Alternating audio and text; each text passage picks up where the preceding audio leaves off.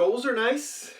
Everyone needs some goals in their life in order to make things happen, to have something to shoot for, because otherwise you're just going through life with nothing in mind, nothing that you want to achieve. And so how are you going to achieve anything if you have nothing to actually aim for, right? So like goals are important in real life, you guessed it, goals are also important in sex and providing better sexual experiences. And two goals really come to mind for me, and these are goals that are not too hard, they're not too specific, but if you incorporate them and you actually make them your goal, it will make sex great in the long run and really in the short term as well. But again, these are more kind of broad sexual goals, and I think these two are kind of what you need in order to provide better sexual experiences and satisfy your sexual partners even more than you already are doing with all the other things that you've learned from me,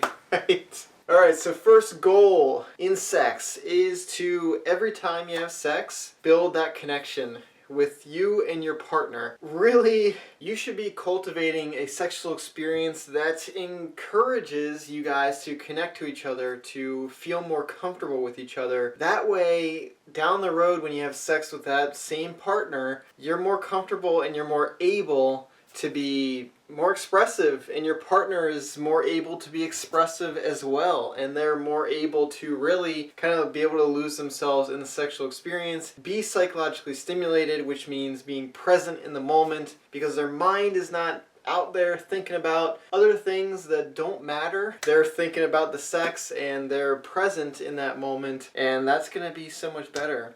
So how do you achieve this goal? Well, communication, really. And this doesn't have to be during sex, and usually it's not. If you're trying to build a connection every time you have sex, then you should talk about sex with your partner. The more you talk about sex with your partner, the more comfortable they're going to be with that topic. They're going to be more comfortable with that topic in discussion, and they're going to be more comfortable with that topic during the action.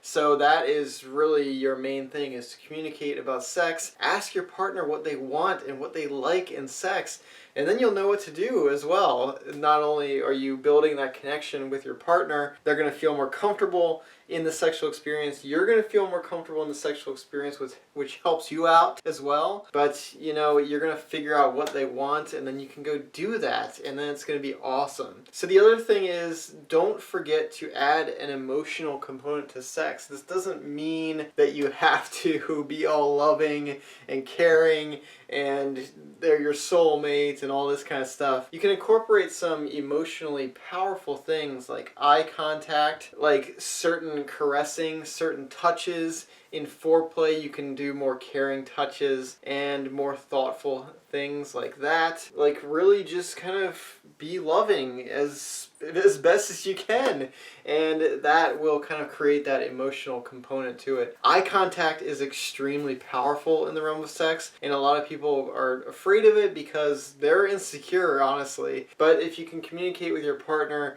and get closer to them, then the eye contact won't be like this crazy thing that's scary, and you don't want to make eye contact because it might be weird or awkward. But trust me, that will build a connection with you and your partner. And then what you do every single time you build a connection, the next time you have sex with that partner, it's going to be a more comfortable experience. So sex is a really vulnerable thing. It puts you in a vulnerable state because you're kind of naked, you're out there, and you're completely exposed, and you also may be moaning and kind of being in that state of ecstasy, which is a vulnerable state to be in. And so if you're not comfortable with your partner, or they're not comfortable with you, then they're going to be afraid to be vulnerable. And if they're afraid to be vulnerable, their sexual quality is not going to be there. They're going to be insecure, and they're not going to be able to kind of lose themselves and be focused on the sexual experience. Rather, they're going to be focused on themselves and hoping that you're not judging them or thinking negatively about them or what they want or are doing during sex. So that's why it's such a worthy goal to have, because anytime you're kind of fostering that connection, building that connection between you and your sexual partner, down the road, the sexual experiences will get better and better. Another way you can do this beyond being emotional and communicating is to try new things with your partner and be experimental and be open-minded, and don't be judgmental of any possible sexual ideas that your partner may have to try. If you experiment with your partner and you kind of experience those new things, those new sexual stimuli, maybe their new sex positions, something you haven't tried, a new kind of psychological mode, whether it's dominant and submissive or angry sex or anything like that, or even super loving sex. You can kind of combine that emotional thing with the experimentation thing, and that's two birds with one stone, right? Experimenting with your partner